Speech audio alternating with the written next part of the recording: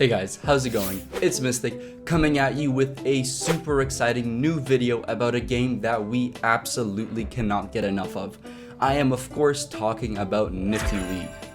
You probably have seen either us or some other content creators such as Lunacia's Axie Farm or the Professor play this game on stream and we're wondering what it's all about. Well, in today's video we will tell you everything you need to know about this project for those either interested in buying in or are just simply curious about this project. In addition to the NFTL giveaway that we're hosting in light of this video, we will be giving out a special prize to one lucky winner who can correctly guess the class of the hidden Degen. This Degen will be hidden somewhere throughout the video, so make sure to watch the video up until the end for a chance at some nice prizes. For those who haven't heard of Nifty League, this is a Smash Bros style game where you and up to 3 of your friends fight it out in several unique arenas to determine who is the ultimate smasher.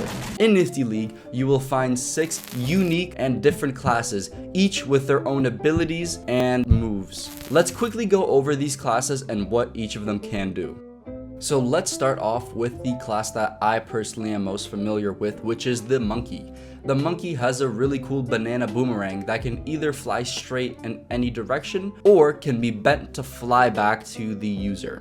This is the class that I've been playing with the most, and I find that the boomerang provides some really good range and stagger once it hits an opponent. The second class we're going to talk about is the Frog, which in my opinion is the most busted class with its annoying tongue that can either pull opponents towards it, staggering them, or it can pull itself up surfaces with its tongue. The Frog also has a double jump, which really improves its mobility. If we have to make a comparison, the Frog is similar to Yoshi from Smash Bros. If any of you have seen our recent Nifty League streams, you would know just how tilting this class really is. Next up, we have the Alien class with a unique ability to instantly teleport to any location on the map and staggering an enemy if landing close by. This gives the Alien class some of the best elusiveness in the game, as it can constantly blink across the map and attack you from all directions. The fourth class in Nifty League is the Doge class, whose special ability is this Sonic the Hedgehog style roll. This gives this class a lot of mobility and damage, as it can zip across the map and knock you off your feet with their roll. Up next, we have the Cat. This is a very interesting class, as I believe it is the only one to get a damage boost to the bat attack, making it hit even harder. In addition, this class also has a Pounce ability, which lets the Cat jump up really high and gain a temporary speed boost to absolutely zip across the map.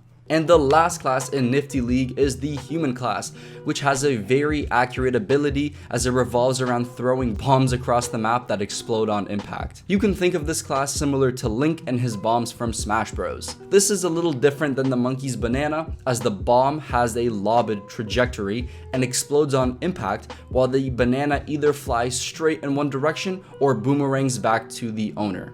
Those are the 6 classes in Nifty League. As a Monkey main, I really like playing with this class, but if I had the ability to choose any other class to play, I would really like to try out either the Alien or the Cat for the absolute added mobility. When looking at the greater picture of Nifty League, the project revolves around those retro style games that are simple yet fun to play, with more game modes coming out in the foreseeable future. This is with the added fact that this game is a play-to-earn game where you can earn real money by simply playing and holding your Degen. In this video, I will be providing a detailed breakdown of the earnings potential of Nifty League. So when looking at OpenSea for a Nifty Degen, you can see that this is quite an expensive project, with the floor hovering at around that 0.6 range. If you're wondering why anyone would buy a character for so much money just to play a game, do keep in mind that aside from the game being extremely entertaining, you can also earn NFTL tokens from each game, which have their own value. As of right now, the NFTL token, which is the official token of Nifty League,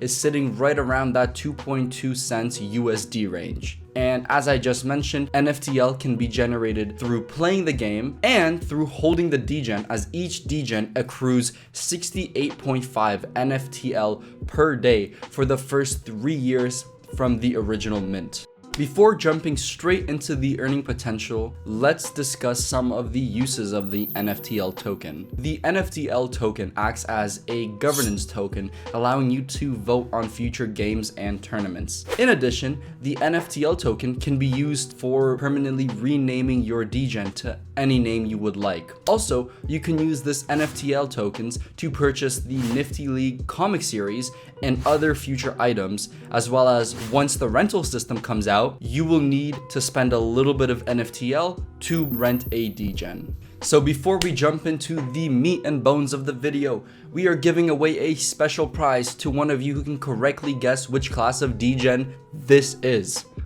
Now, let's get into the part you have all been waiting for. Just how much money can you earn in playing Nifty League and how that compares to other P2E games that are currently on the market. Let me quickly point out some disclaimers. Some of these values were calculated using my own statistical sampling, so everyone's results will differ depending on how well you can play the game. I personally am not the best player, so there's a very good chance that you can earn a lot more than what I'm showing here. Additionally, my values may be slightly inflated as I am accounting for the noob and double bonk bonus, which will not be around forever. And as of right now, the NFTL token cannot be claimed, but it will be made claimable within the near future. So with those disclaimers out of the way, let's take a closer look. I put my math skills to good use and created this Excel model showing us just how much money you can earn playing Nifty League. By simply holding the Degen, you are able to accrue 2,055 NFTL tokens in just a month and close to 25,000 tokens after 1 full year of holding. This means that if you decide to play 0 games during the year and simply hold the Degen, you will make back an annual return on investment of close to 36%. However, if you decide to play, that's where the real earnings can start coming in. To determine just how much you can earn, I conducted a study of 10 games and recorded the duration of the game, the NFTL rewards per game, as well as whether I won or lost. Although my win rate was not the best, the results concluded that in the 10 games, I earned a total of 730.17 NFTL in just 2 hours and 6 minutes. This puts my hourly earning at around 365 NFTL or just over $8.3 per hour. This means that if we use the averages I attained from this data and assume that you play 5 games per day for 365 days, you will be able to generate an annual return on your investment of 229%. That being said, playing 365 days a year without missing a single day is a little unrealistic for anyone. So, if you want to know just how many days you should play to get your initial investment back in a year, you can see that it would take you around 272 days, which is just over 9 months out of the year. Now, let's take these values and compare them to the earnings from Axie Infinity and PegAxie. First, let's compare it to Axie. Our conditions for Axie are that you can generate 85 SLP per day in around an hour and a half of playing, and that given the current market prices, you can purchase yourself a decent team for around $250. This means that playing every day and earning that 85 SLP will yield you a return on investment of around 211% and an hourly rate of just around $1 per hour.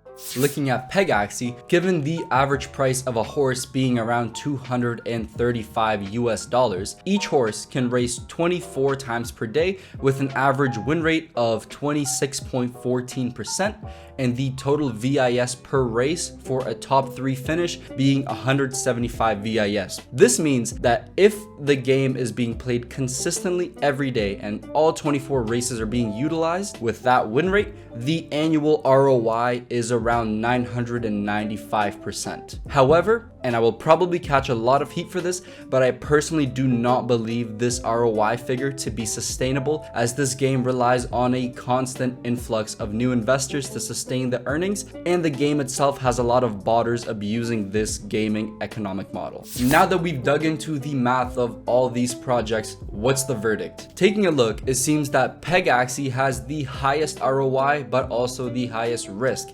Axie seems to have the lowest ROI, but has a lot of past history and big things coming up in the future. I'm honestly quite impressed with how Nifty League compares. It earns more than Axie and has a lower risk than Peg Axie, with the per hour earnings being significantly higher. Well, that seems like enough math for one video. Now, let's talk about what's next for Nifty League, and that is rentals. As a Nifty holder, you will soon be able to rent out your Nifty Degen to other players in the form of scholarships who will be able to generate you NFTL. However, unlike other games where scholarships have no entry costs, these rentals will contain a small rental fee to keep the supply of NFTL from hyperinflating like we've seen with other scholarship projects. However, the rental prices increase similar to a bonding curve. An example is if you are the first scholar to any given Degen, the rental fees will be low. However, if you're the 10th scholar for this Degen, your rental fee will be significantly higher. Of this rental fee, 50% will be burnt and the remaining 50% will go directly to the NFT holder. The rental fee is determined based on the number of people renting a Degen. As the demand increases, so does the rental fee.